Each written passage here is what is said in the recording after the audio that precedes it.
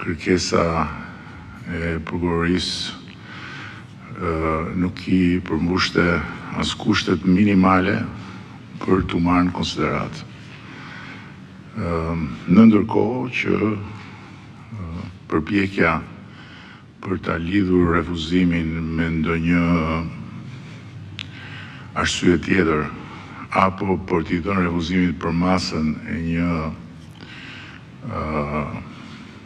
fakti që do të bllokojë rrugën e Shqipërisë në Bashkinë Evropiane apo do të pengojë zbatimin e mëtejshëm të reformës në drejtësi apo do të pengojë aktivitetin e pavarur të drejtësisë, është një përpjekje e shëmtuar, madje në dëshpërimin e vet ka të gjithë ato ingredient që ka